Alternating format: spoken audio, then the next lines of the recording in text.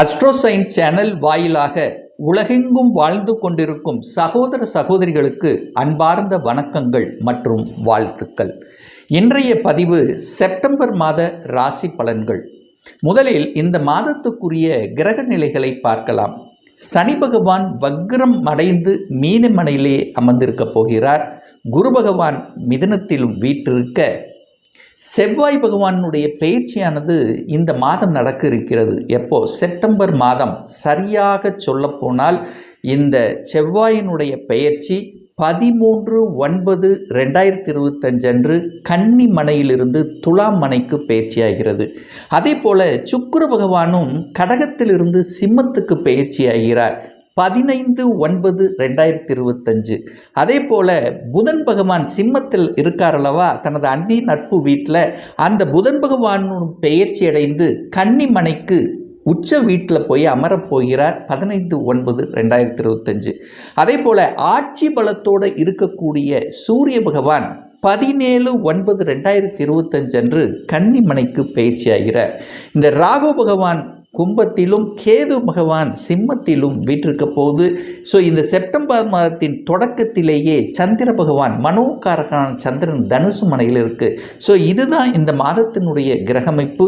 இந்த கிரக அமைப்புகளை வைத்துக்கொண்டு இந்த செப்டம்பர் மாதம் என்ன நடக்க போகுது, என்ன மாதிரியான நல்ல விஷயங்கள் உங்களுக்கு கொடுக்க காத்து கொண்டிருக்கிறது என்பதை பற்றியும், இந்த மாதம் எந்த தெய்வ வழிபாடு வழிபட்டால் நமக்கு சிறப்பு என்பதை பற்றி இந்த பதிவில் நம்ம டீட்டெயிலாக பார்க்க போகிறோம்.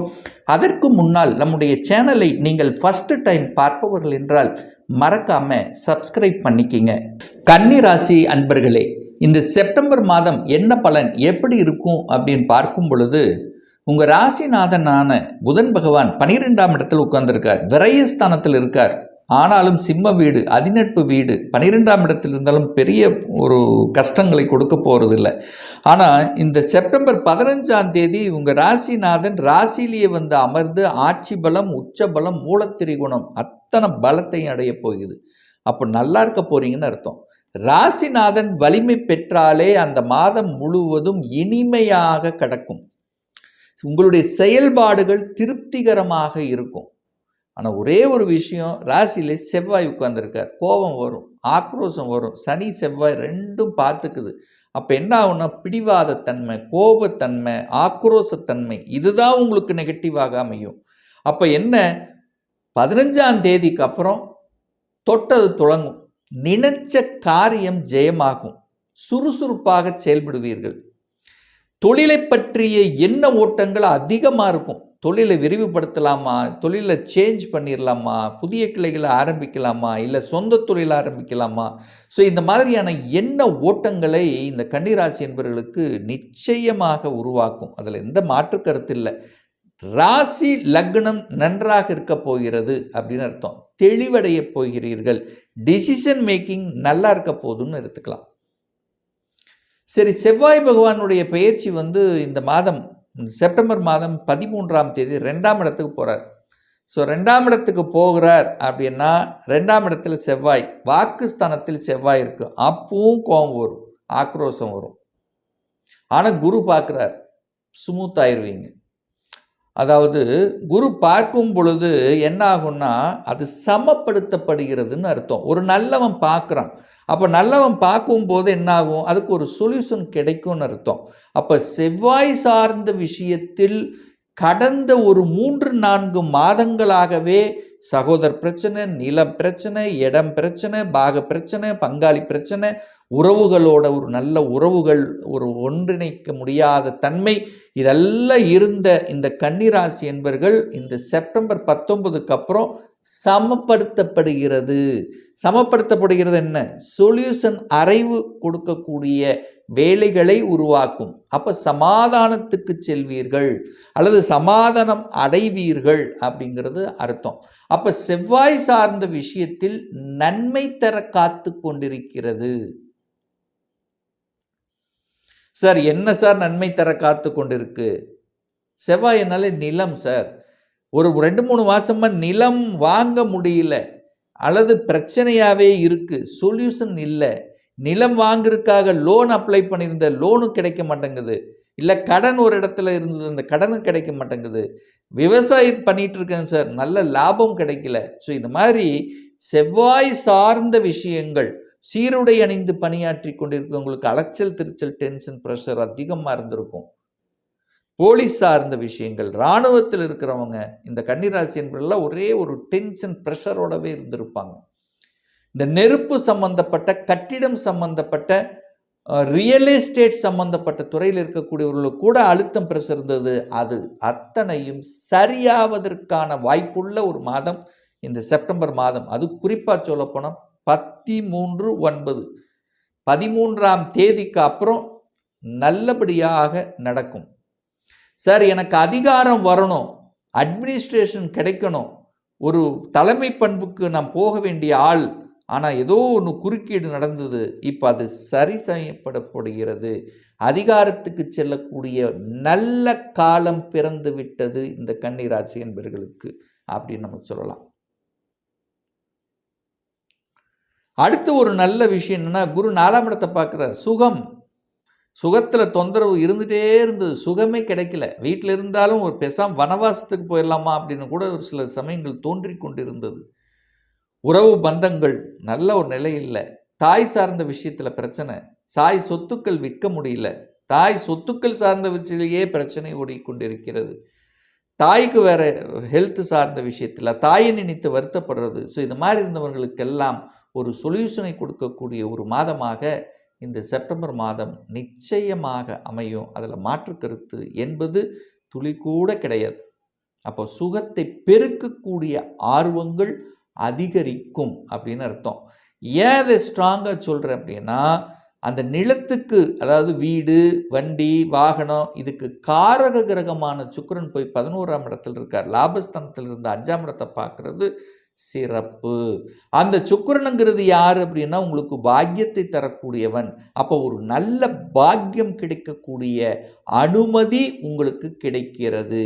குழந்தை பாக்கியம் இல்லாத தம்பதிகளுக்கு குழந்தை பாக்கியம் பெற்றுத்தரக்கூடிய அமைப்பு, அதன் மூலமாக சந்தோஷம், குடும்பத்தில் ஒரு கஷ்டங்கள் இருந்த விஷயங்கள் எல்லாம் விலகக்கூடிய தன்மையை உருவாக்கும். அப்போது இந்த மாதம் ஒரு நல்ல செய்தியை கொடுக்கக்கூடிய, நல்ல அமைப்பை கொடுக்கக்கூடிய ஒரு நல்ல மாதம் செப்டம்பர் இந்த கன்னிக்கு அப்படின்னு நம்ம எடுத்துக்கலாம். 6ஆம் இடத்தை குரு பார்க்குறார், 6ஆம் இடத்தில் ராகு இருக்கார். அப்போ நிச்சயமாக வேலை சார்ந்த விஷயத்தில் வெளிநாடு அமைப்புங்கிறது உண்டு. வெளிநாட்டுக்காக ஒரு பிரார்த்தனை வச்சிட்டு இருக்கிறேன், ஒரு விசா அப்ளை பண்ணியிருக்கிறேன் அப்படின்னா டக்குன்னு கிடச்சிரும் வெளிநாட்டு வேலை. ஒரே மாதத்தில் கிளம்ப வேண்டிய தூரதேச பிரயாணங்களுக்கு செய்யக்கூடிய அமைப்புக்கு இந்த மாதம் உங்களுக்கு ஆட்படுத்தும். அதுக்கான அனுமதி கிடைக்கிறது கோச்சார ரீதியாக. ஏன்னா 6ஆம் இடத்தில் ராகு இருக்கார். ராகுங்கிறது பாம்பு கிரகம். அப்போது வேலை மாற்றம், உத்தியோக மாற்றம், ஊர் மாற்றம், இடமாற்றம், இந்த மாதிரியான மாற்றங்களை கொடுக்கக்கூடிய ஒரு நல்ல மாதமாக இந்த கன்னிக்கு அமைகிறது இந்த செப்டம்பர் மாதம். சார் திருமணம் நடக்குமா? திருமணத்துக்கான அமைப்பு இருக்கா? சனி வேற உட்கார்ந்துருக்காரே 7ல், அனி இப்போ வக்ரமாக இருக்கார். இது வரைக்கும் தடைப்பட்டு கொண்டு தாமதமாக இருந்த திருமணங்கள் இப்போ அப்படியே டக்குன்னு நடக்கும். ஏன்னா வக்ரம் ஆயிட்டார். வக்ரம்னா தன்னுடைய இயல்புக்கு மாறிய தன்மை, ஸ்லோ அப்படி இருந்த விஷயங்கள் இப்போ ஃபாஸ்ட் ஆக்கும், வேகமாக விரைவாக நடக்கக்கூடிய தன்மை. ஒரு சிலர் பாருங்க, கன்னிராசி நண்பர்களுக்கு டக்குன்னு பார்ப்பாங்க, வரன்னு பார்ப்பாங்க, ஒரே மாதத்தில் முடிஞ்சிடும், 2வது மாதம் கல்யாணம். ஸோ அடுத்தது கிளம்பக்கூடிய தன்மை, எங்கே வெளியூர், வெளி மாநிலம் செட்டில் ஆகக்கூடிய தன்மை அப்படிங்கிற அமைப்பு இருக்கிறது. திருமணத்துக்கு அப்புறம் செட்டில் ஆகக்கூடிய வாய்ப்புகள்.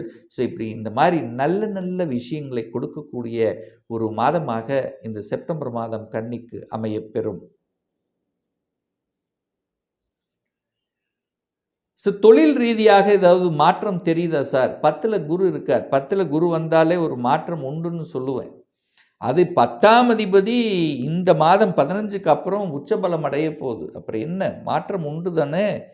என்ன மாற்றம் உண்டு? ஒன்று துறை ரீதியான மாற்றம் உண்டு, இல்லை உங்கள் படிப்புக்கு தகுந்த வேலை அமைச்சு மாறக்கூடிய தன்மை. இப்போ ஏதோ ஒரு வேலையில் இருக்கிறேன், நான் படித்தது ஒன்று, நான் இப்போ பார்க்குற வேலை ஒன்று அப்படின்னு இருக்கிறவங்கெல்லாம் சேஞ்ச் பண்ணக்கூடிய ஒரு நல்ல காலம் வந்து விட்டதுன்னு சொல்லுவேன்.